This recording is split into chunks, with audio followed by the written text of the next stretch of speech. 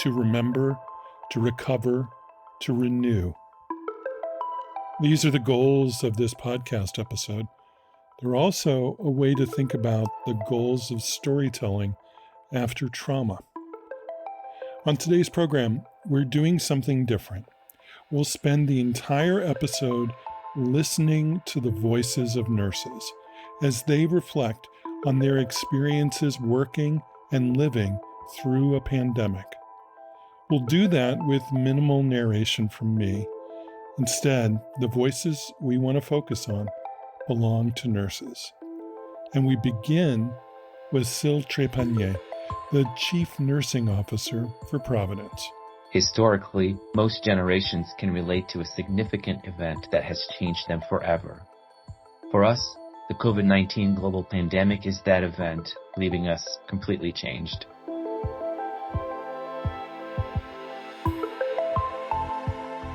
There are many studies that highlight the importance of reflecting after facing such an impactful event. So we invited nurses across the Providence family of organizations to reflect. I'm extremely grateful to all of the Providence nurses who have day in and day out demonstrated so much courage in the face of such adversity. Their steadfast commitment to serving all is a great testament to why nurses are still the most trusted profession. Our foundresses demonstrated how it could be done, and this generation of nurses showed up and weathered through the storm. I invite all of you to listen to these heartfelt stories and messages shared with us by Providence nurses. May you see these words as a gift of love. May these words provide healing for all nurses around the world, and may we find peace in our practice as we constantly aim to support health for a better world. This is Trepanier, Chief Nursing Officer at Providence.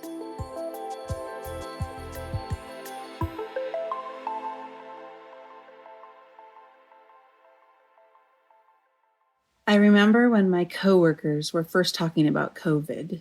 Shandria Dyer is an ICU nurse in Santa Rosa, California. There was this palpable nervousness amongst the staff. There was so much chatter about not having enough staff, enough PPE, or even if we could stay in our own homes with our families.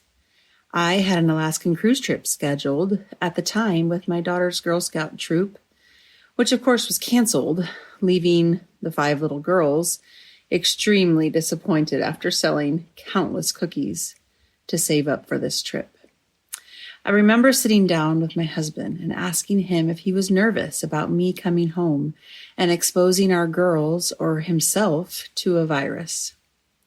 I remember reusing PPE due to a national shortage and the constant change in recommendations over which personal protective device to use. I remember being told more than once that the surge is coming and we won't have enough beds. I heard scoffing at this statement when they did not come true. For many months, we did not see a surge in COVID patients. We had one here and there, and then celebrated when our patients graduated out of the ICU, even cheering for them and playing music for them as they were wheeled out. Then came many patients, and they were sick, showing up to our emergency departments with oxygen levels in the 50s and 60s, requiring mechanical ventilation to continue living. I remember when providing end-of-life care was infrequent in the ICU. In previous years, nurses have dealt with death. I have dealt with death, but typically families have been able to be a part of the process, seeing what we do at the bedside day to day to help their loved ones survive. Any given nurse may assist a patient and their family through the end-of-life process, maybe once or twice a month.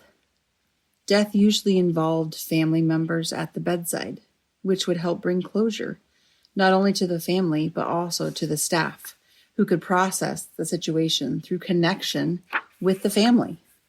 That connection during the pandemic had to be made over the phone. During the height of our COVID admissions, there were days when staff was assisting with the end-of-life process daily. I remember being the only contact for the patient since family visitation was stopped. alone with that person in an isolated room with the whirring of an air filter behind them and the sounds of the alarms ringing. I remember being on a Zoom meeting so my patient's family could see their loved one and say goodbye. Greater than 20 people took turns singing over him and reciting prayers and stories of thankfulness for his involvement in their lives.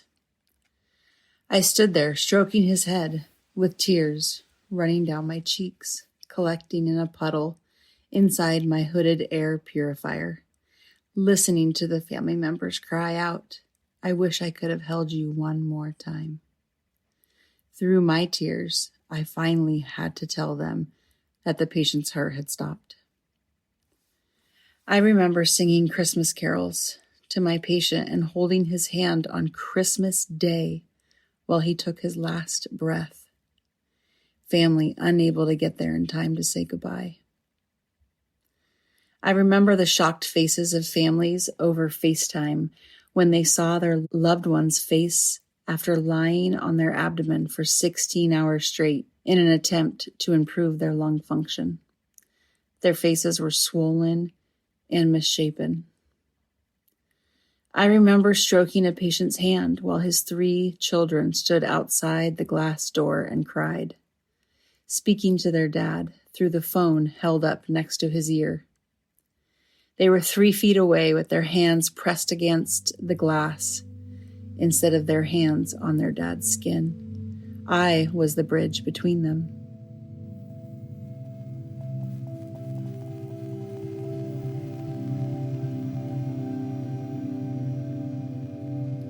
I remember loving being a nurse, but the years through the COVID pandemic brought a new face to nursing, one of defeat that weighed heavily on me.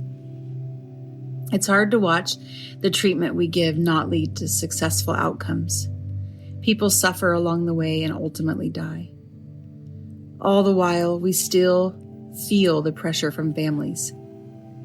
I have seen more death in the last couple years of my entire nursing career.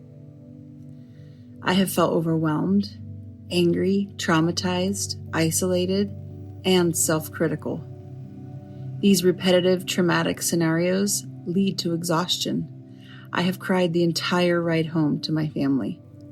I have cried after stepping in the door and being welcomed by my girls with a hug. I've even cried while sitting at the fruit stand, reading another nurse's COVID experience. I'm thankful for a supportive husband who would hold me and let me tell him about my day, and my amazing coworkers who worked as a team to get through another challenging day. Most importantly, I could not be here where I am today, still working in the ICU, without my faith. Knowing I can find my strength and hope in God helps me get through another day. I am holding out hope for the nursing profession to come together after this difficult time to heal and support one another and listen to each other's experiences. We need to allow ourselves to feel peace, knowing that we have given all we could have in the circumstances that we were in.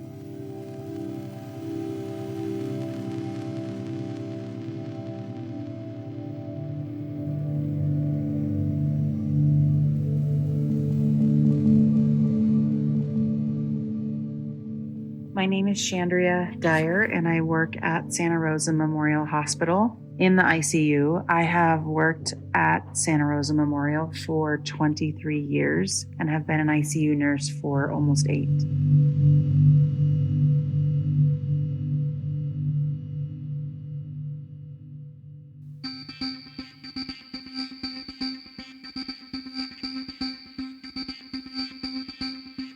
Untitled poem. What's happening? Wait, what? Our world is being attacked? What? A virus called COVID? Jump. We have the skills. Our team can do this. Our community, knowledge needed. CDC, testing, retesting. Symptoms ever changing. We got this. Collaborate, create, communicate. Reach out.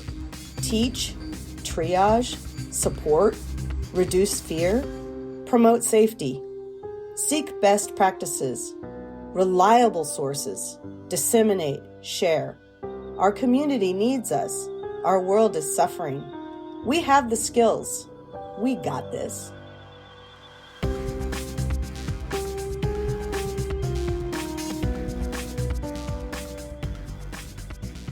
Written and read by Nanny Rawlings, Complex Care Nurse Manager for Swedish Health Services, and just getting over COVID.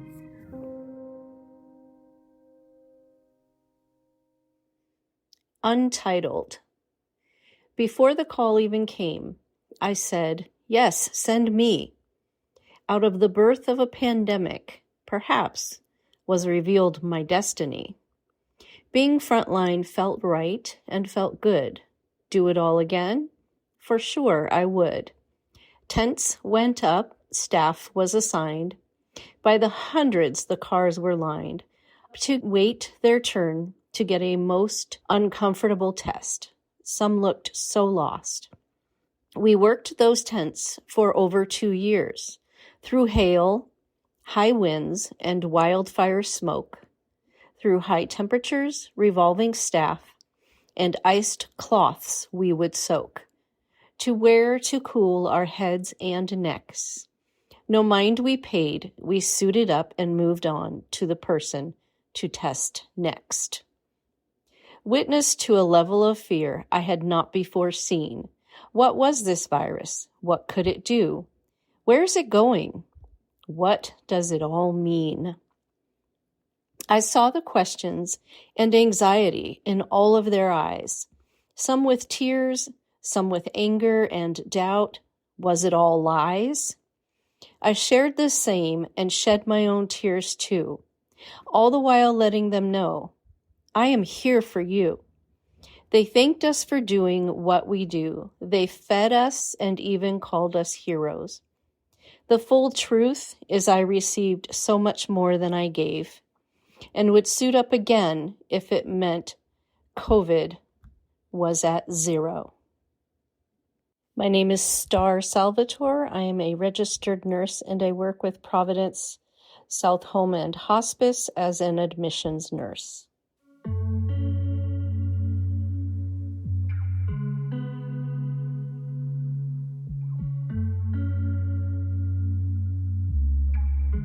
This is my life during the pandemic.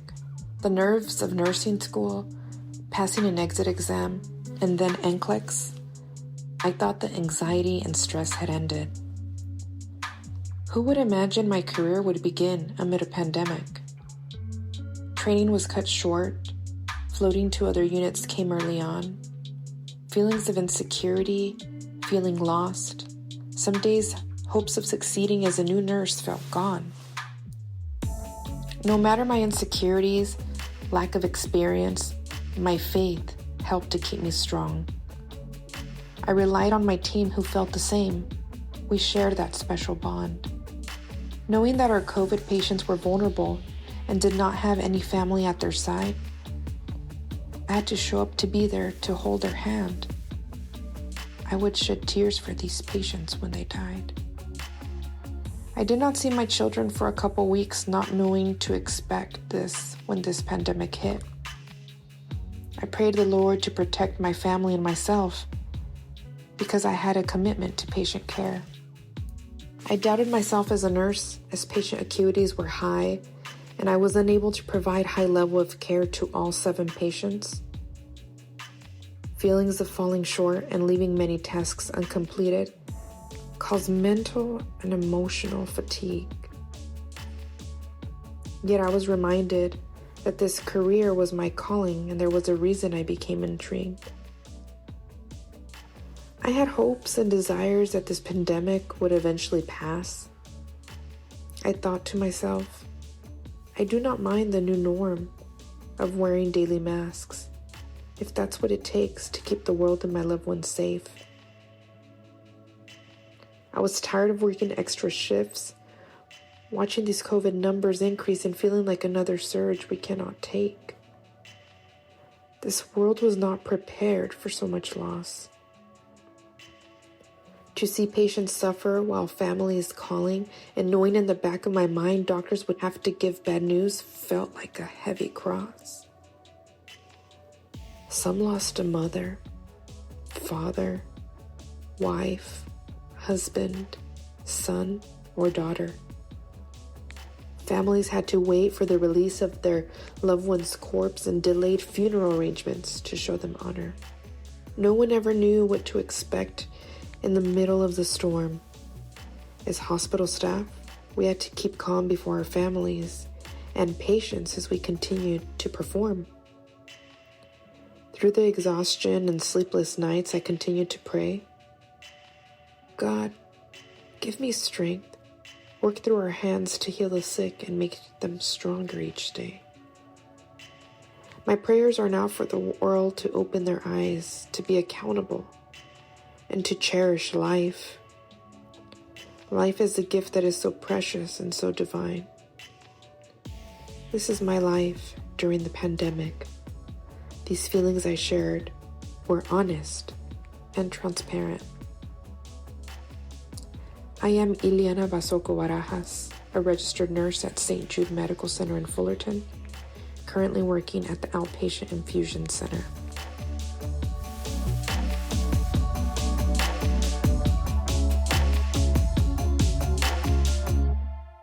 You're listening to a special edition of the Hear Me Now podcast, Nurses Unmasked, Reflections from the Frontlines, featuring the voices of nurses reflecting on their experiences of the COVID-19 pandemic. All of the pieces you're hearing today, along with many more, have been collected in a book titled Providence Nurses Inspire Hope Through Healing. You can read it online or download a copy at our website, hearmenowpodcast.org. My monster. There lives a monster now, deep down inside of me that was never there before. It is not a pretty little kitty. It is an angry tiger, a snarling beast. I tried to keep it caged to protect the ones I love, but it keeps lashing out with angry claws. I don't hate my monster. It can't help the way it was born, of pain and suffering and grief and fear and despair and anger, of body bags and PPE, of a world gone mad, of healing hands that couldn't save them. This beast is a part of me now, carved out of me by a virus named C-19 and a war I never signed up for. When this war ends, what will be left of me? Will my monster consume me? Will I be scarred and snarling and savage? Will I ever sleep peacefully again? Be the nurse, the friend, the mother, the wife, the person I was before? Is there a salve to heal us? A shield to protect us? Can a wild and wounded beast ever be tamed? So much unrest and uncertainty. But we're in this together, my monster and me. My name is Amanda Meyer. I have worked in intensive care at Holy Family Hospital in Spokane, Washington for the last 8 years.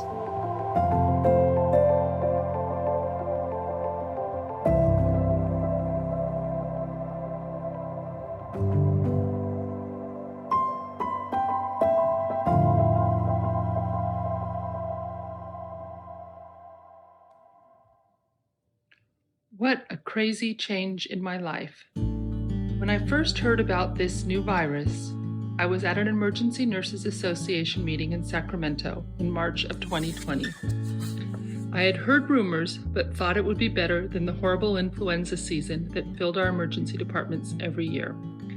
How wrong I was. There was even a nurse at the meeting with a horrible cough, but she kept away from the rest of us. Then it was my birthday, and my husband and I went to Catalina Island to celebrate. No television, news, or internet. What a surprise when Monday, March 16th, we went to my favorite restaurant and found it closed. What was happening? The next day I went to work and was assigned to the COVID Cove. What did this mean?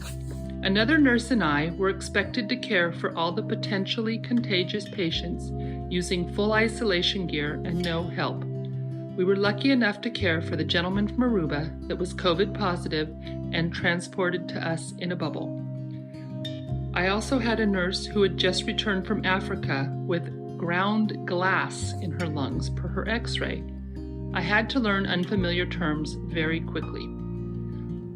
I also learned to save my masks and gowns as we did not have enough.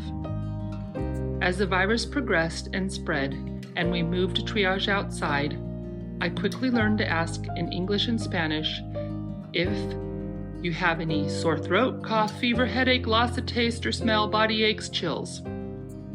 Soon we ran out of benches outside for them to wait to be seen. Then the doctors started seeing patients outside.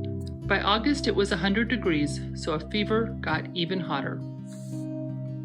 Unfortunately, or fortunately, my husband is a germaphobe and did not want to work on the transport team with potential exposure to this new deadly virus. He was 67 years old and got his doctor to write him medical leave. Then he retired on June 1st after working 35 years at Children's Hospital. So that meant he was at home, worried about my exposure. When I got home every day, he would ask where I worked, triage, COVID Cove, or psych emergency. And I would strip, clean my shoes, and take a shower to get rid of the germs. He also had a glass of wine ready for me every night. How excited we were to receive our vaccinations with a small sense of security. Was I now safe from the virus?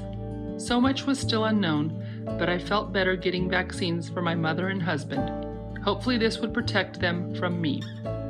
I also planned a trip to the Bahamas to celebrate our 25th wedding anniversary and was so excited that it was not canceled. Now, over a year later, the fears are returning and we are struggling to find rooms for our COVID patients once again. I'm finding it difficult to have any sympathy for the patients who come in with shortness of breath but did not want to get a vaccine. What were they thinking? They went to big parties, hugged everyone, and wondered why they were now sick. Then we, people in healthcare, are expected to make them better quickly so they can go back to work. Do not get me wrong, I still love my job and have no plans to leave the emergency department. Our hospital is my second family, and I love the chaos and unpredictability we are faced with daily. I only hope I can keep myself and my family safe and free from the virus. I will continue to wear my mask and wash my hands and stay positive. Christine Marshall, RN, MSN, CEN, Emergency Care Center, Nurse, St. Joseph Hospital, Orange, California.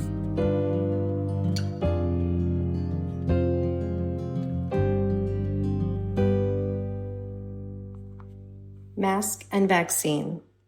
I wore the mask did not wear me. I wore the mask to save friends and families. I did not love the mask I wore every day, but it was a sacrifice I was willing to pay. As we struggled and COVID-19 ran free, we saw many loved ones who departed hastily and untimely. The take, their faces in our memories. Our hearts battered, our spirits low. For all, the pandemic was a blow. Still, I wore the mask did not wear me. We have paid our dues and emerged, battered and bruised. Is the pandemic near its end? Now faced with a choice, a vaccine, tried and true, millions through and through. The vaccine is a means to an end. The epic pandemic can be but a memory. No more mask, no more distance, no more untimely or hasty departures. A sacrifice, a promise to the ones we love. Believe it or not, we have a choice. It will not break or weaken, but strengthen and protect. To prevent death from COVID-19, I wore the mask, I got the vaccine. My name is Anna Rocha, and I am a breast oncology nurse practitioner at the Alison Institute at Providence St. John's.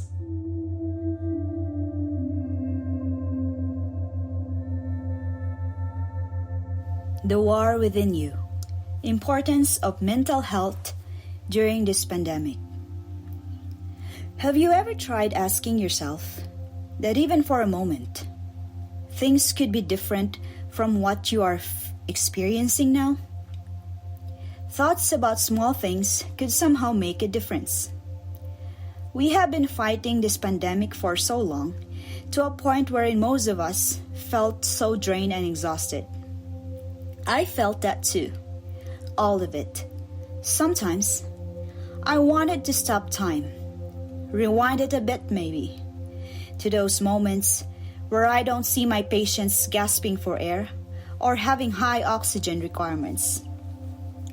You go to work every day, taking care of your patients in a 12-hour shift, but no one knows how you are feeling or what you are thinking on that specific day.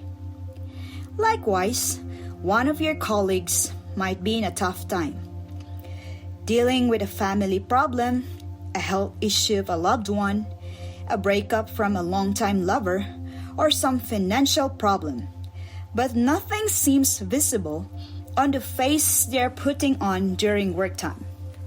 I wanted to say that in these rough times, I felt how much words could make an impact on someone. Why not ask someone how was their day going? Or spend a few minutes holding a conversation that is rooted in making them express themselves. You may not be on most of his or her journey, but making your colleague feel like someone is willing to listen is good enough. I just think that it is a privilege to be able to empathize and feel for someone because it makes you grow, having better perspective on life. Those words that I wanted to convey hold so much power that even I cannot fathom how it shapes one's emotions. Our mental health affects our overall disposition in life. One tip of that scale, and everything comes crashing. We sometimes don't place much importance on it because it has never been the norm in our society.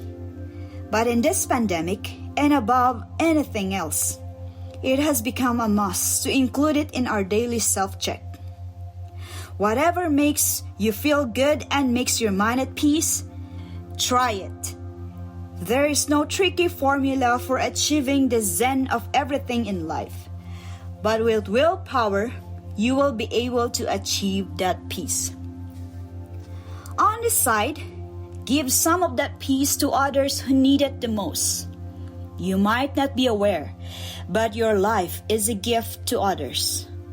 Sometimes, a healthy mind is not just maintained by you alone, but by the interactions you have with other people.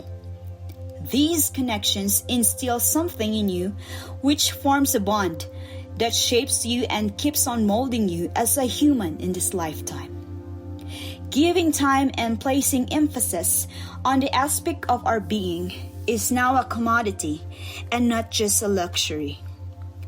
We tend to forget that it has a far greater influence on how we are doing in life.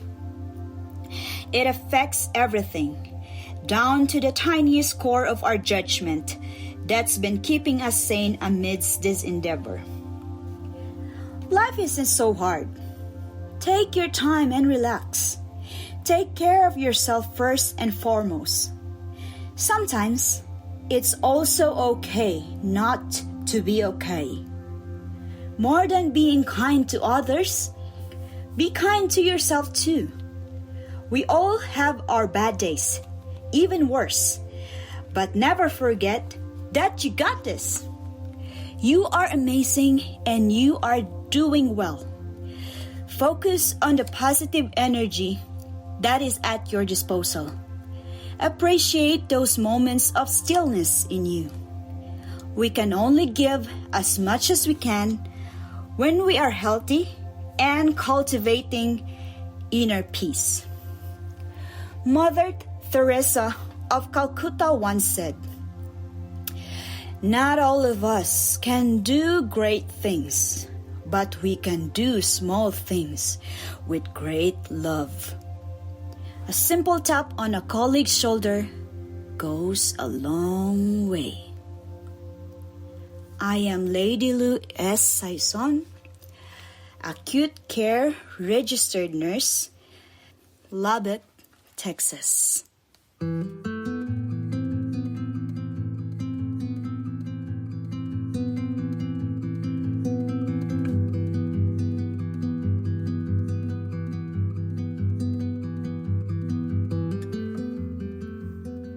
What I can offer to the front line. The last time I walked through the double doors to St. Patrick Hospital's ICU in Missoula, Montana as a bedside nurse was a decade ago. After 10 years, I forgot the code to get in and I asked another nurse to let me in. Our chief executive pleaded with everyone in non-patient facing roles to help the frontline staff by picking up volunteer shifts. I contemplated how I could ignore the request as a system-based employee. I didn't want my kids to get sick. Ultimately, I signed up because I hoped to give another nurse what they needed. As I walked through the doors, I felt a familiar sinking in my chest and stomach. My jaw clenched into a forced smile beneath my N95 mask. "Smile with your eyes," I remembered hearing from the morale boosters. I wondered if the nurses would know I was smiling beneath my mask. The ICU hallway was unrecognizable. New machines with long, flexible tubing and wires dotted the corridor. A nook in the hallway was now home to a makeshift office for respiratory therapists. I knew only a couple nurses. Many of the nurses I once worked with also left to pursue managerial or administrative roles. I didn't need to know who these nurses were to recognize the significance of their weary eyes and tired, rounded shoulders. These nurses needed sleep and massages and so much extra pay. How was I going to help with my defunct bedside nursing skills? When I checked in with Corey, the ICU charge nurse, she thanked me for coming and instructed that I was to answer the phone, answer patient call-outs, and fetch supplies. "Please find Andy. She is our CNA, and she will help you get oriented," Corey said. I found Andy near the assignment board, surveying the expected discharges. Andy handed me a Vocera, a communication device like a walkie-talkie and phone. The buttons and technology hadn't changed much since the last time I used one. The main difference was that I no longer had a name on the Vocera network, so I used the generic ICU HUC name to log in. With so many non-clinical staff rotating through volunteer shifts, it didn't make sense to add everyone to the Vocera network. I admired this efficient workflow even if it was impersonal. Andy's Vocera chimed, and it said, "Call from Joanne." She offered to give me a tour. I declined, and she hurried off towards Joanne. In the dimly lit COVID corridor, I saw a nurse dressed in blue personal protective equipment, PPE, in her patient's room. Her DNR patient was in pulseless electrical activity. The ECG monitor showed a slow and wide complex. She cradled his hand in her double-gloved hands. While she waited for the non-productive electrical activity to flatten on the bedside monitor, she leaned next to him and paused to whisper something like, "You are loved. You will continue to be honored and cherished."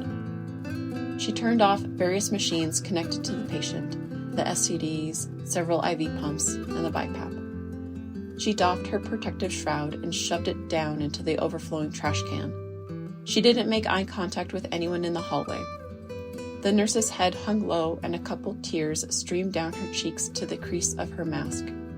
She sat at the white counter and began to work on the extra paperwork and tasks when a patient dies. I asked her, "What can I do to help you?" Strangely enough, I learned the importance of open-ended questions like this in my current role working with computers and not my previous bedside position. It forces the responder to think temporarily instead of blurting out yes, or more commonly, no, as would be elicited from a similar, "Can I help you?" Unfortunately, this question was not perfect enough because nothing escaped from her. I lingered a bit longer to see if she would change her mind. I fetched some supplies for a nurse down the hall to show my task-oriented resourcefulness and returned to her computer station to be physically present with her. At last, she asked, "Will you please help me get him ready for the funeral home?"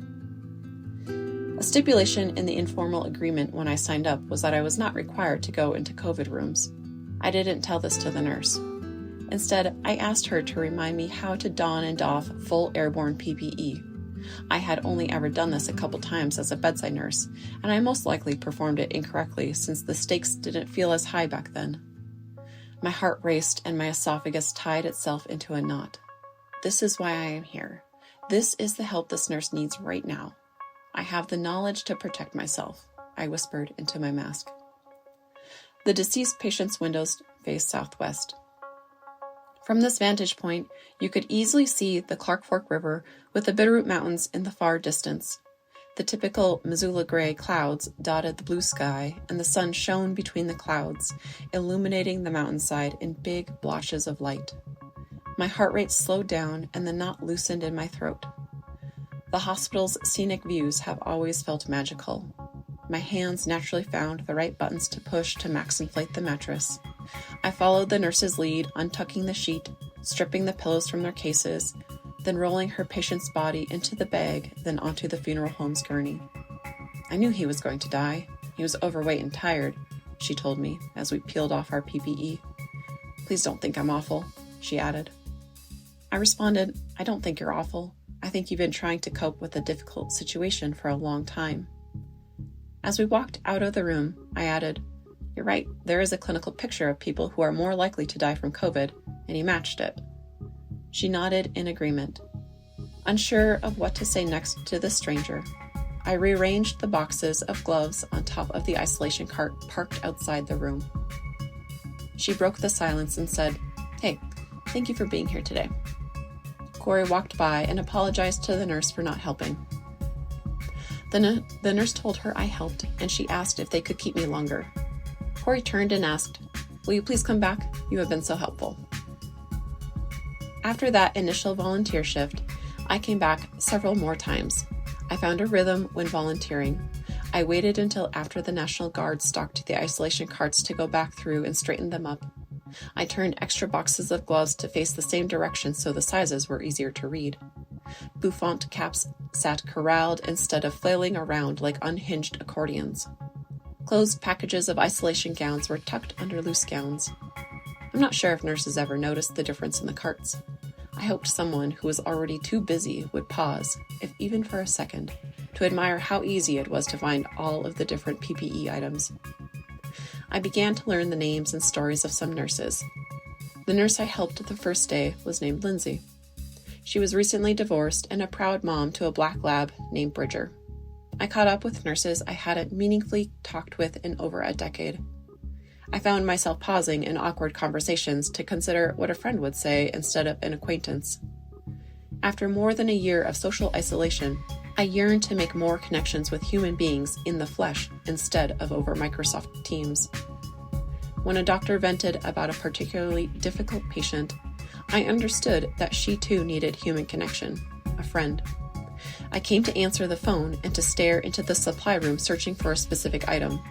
What I didn't realize I could give was friendship. My name is Ashlee Dowling. I am a senior clinical informatics specialist. I work at Providence.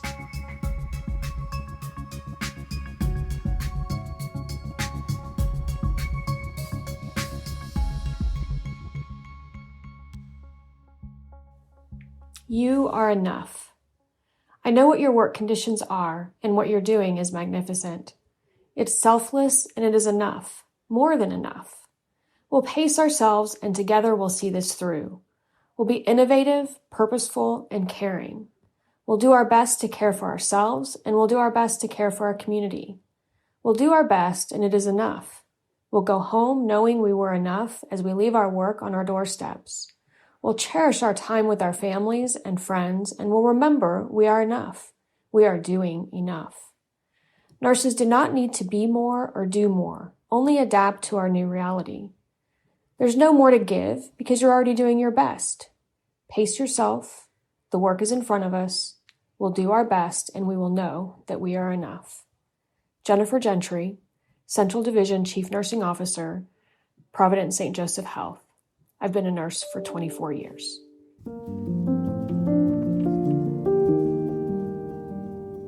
Nurses Unmasked, Reflections from the Frontlines, is based on the book Providence Nurses Inspire Hope Through Healing, edited by Hilary Alison, Katie Adams, Katie Grainger, and Hayley Pike.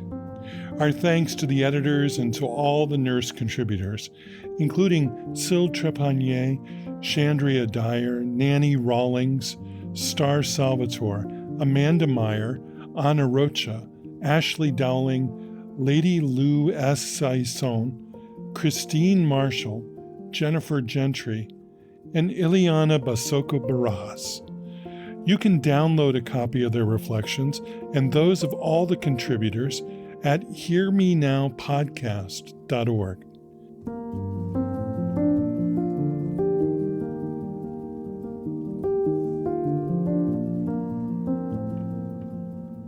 The Hear Me Now podcast is a production of the Providence Health System and its family of organizations. It's produced by Scott Acord and Melody Fawcett. We have research help from medical library staff Carrie Grinstead, Basha Dolofska-Elliott, Sarah Viscuso, and Heather Martin. Our theme music was written by Roger Neal. The executive producer is Michael Drummond. Join us in 2 weeks for a conversation with Dr. James Jackson of Vanderbilt about his new book, Clearing the Fog, From Surviving to Thriving with Long COVID. And in 4 weeks, if all goes to plan, we'll have 2 conversations about heart disease and women. The first with Dr. Lori Tam, a cardiologist, about some of the differences to pay attention to. And we'll hear from Chris Kleindienst, who had a heart attack during a bucket list trip to Paris just a year ago. She'll talk about some of the lifestyle changes that she's made. Best way to be sure not to miss any of these episodes is to subscribe, and we can help you do that at hearmenowpodcast.org. I'm Sean Collins. Thanks so much for listening. Be well.